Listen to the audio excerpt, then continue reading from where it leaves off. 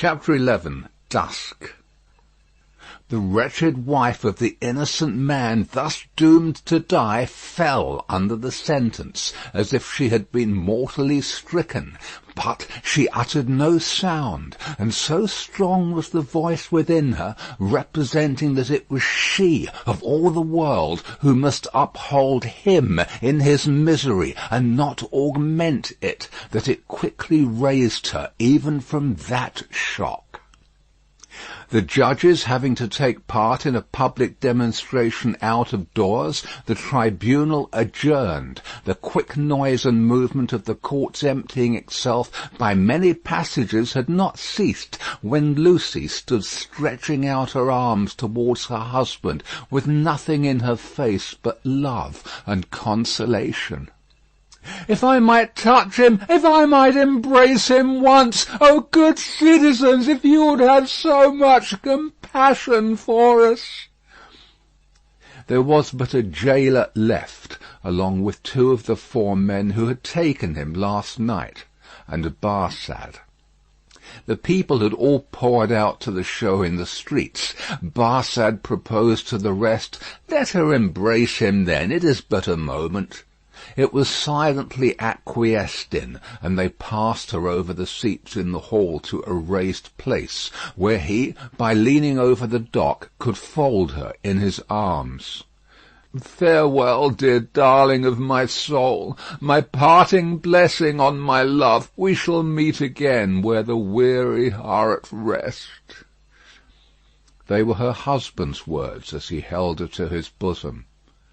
"I can bear it, dear Charles. I am supported from above. Don't suffer for me. A parting blessing for our child."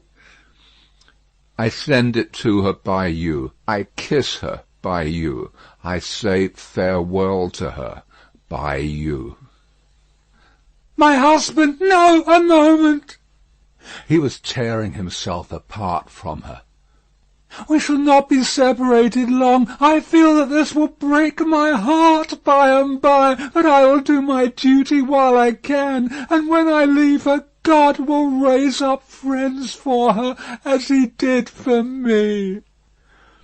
Her father had followed her, and would have fallen on his knees to both of them, but that Darnay put out a hand and seized him, crying, "No, no! What have you done? What have you done that you should kneel to us? We know now what a struggle you made of old. We know now what you underwent when you suspected my descent, and when you knew it. We know now the natural antipathy you strove against, and conquered for her dear sake. We thank you with all our hearts and all our love and duty. Heaven be with you." Her father's only answer was to draw his hands through his white hair and wring them with a shriek of anguish. "It could not be otherwise," said the prisoner. "All things have worked together as they have fallen out. It was the always vain endeavour to discharge my poor mother's trust that first brought my fatal presence near you. Good could never come of such evil. A happier end was not in nature to so unhappy a beginning. Be comforted, and forgive me. Heaven bless you." As he was drawn away, his wife released him, and stood looking after him, with her hands touching one another in the attitude of prayer, and with a radiant look upon her face, in which there was even a comforting smile. As he went out at the prisoner's door, she turned, laid her head lovingly on her father's breast, tried to speak to him, and fell at his feet. Then, issuing from the obscure corner from which he had never moved, Sidney Carton came and took her up. Only her father and Mr. Lorry were with her. His arm trembled as it raised her and supported her head. Yet there was an air about him that was not all of pity, that had a flush of pride in it. "Shall I take her to a coach? I shall never feel her weight." He carried her lightly to the door, and laid her tenderly down in a coach. Her father and their old friend got into it, and he took his seat beside the driver.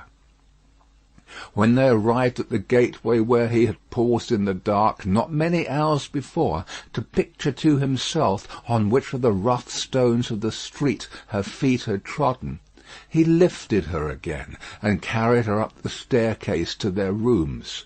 There he laid her down on a couch, where her child and Miss Pross wept over her.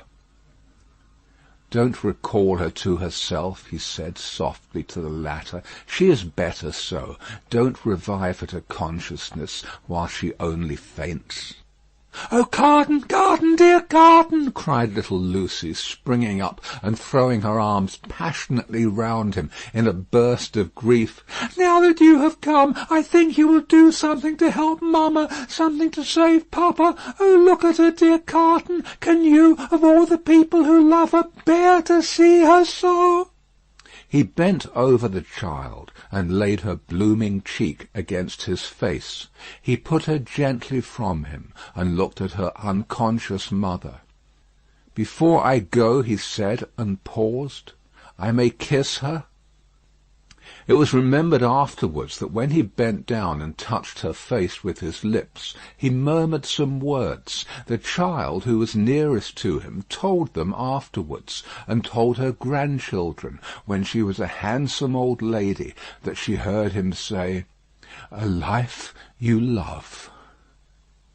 When he had gone out into the next room, he turned suddenly on Mr. Lorry and her father, who were following, and said to the latter, "You had great influence but yesterday, Dr. Manette. Let it at least be tried. These judges and all the men in power are very friendly to you, and very recognisant of your services, are they not? Nothing connected with Charles was concealed from me.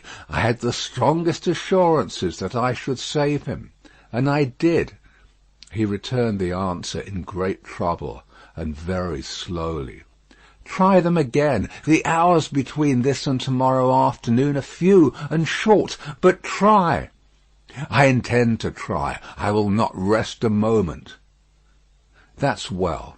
I have known such energy as yours do great things before now, though never," he added, with a smile and a sigh together, "such great things as this. But try. Of little worth as life is when we misuse it, it is worth that effort. It would cost nothing to lay down if it were not."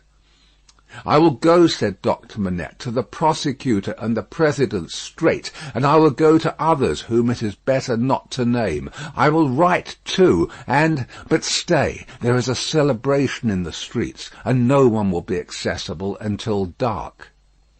"That's true. Well, it is a forlorn hope at the best, and not much the forlorner for being delayed till dark. I should like to know how you speed. Though, mind, I expect nothing. When are you likely to have seen these dread powers, Dr. Manette?" "Immediately after dark, I should hope, within an hour or two from this." "It will be dark soon after 4. Let us stretch the hour or two. If I go to Mr. Lorry's at 9, shall I hear what you have done, either from our friend or from yourself?" "Yes. May you prosper." Mr. Lorry followed Sidney to the outer door, and, touching him on the shoulder as he was going away, caused him to turn. "I have no hope," said Mr. Lorry, in a low and sorrowful whisper. "Nor have I. If any one of these men, or all of these men, were disposed to spare him, which is a large supposition, for what is his life or any man's to them, I doubt if they durst spare him after the demonstration in the court. And so do I. I heard the fall of the axe in that sound." Mr. Lorry leaned his arm upon the door-post, and bowed his face upon it. "Don't despond," said Carton, very gently. "Don't grieve. I encouraged Dr. Manette in this idea because I felt that it might one day be consolatory to her. Otherwise she might think his life was one only thrown away or wasted, and that might trouble her." "Yes, yes, yes," returned Mr. Lorry, drying his eyes. "You are right. But he will perish. There is no real hope." "Yes, "He will perish. There is no real hope," echoed Carton, and walked with a settled step downstairs. End of Book 3, Chapter 11. Recording by Paul Adams. www.yawnguy.com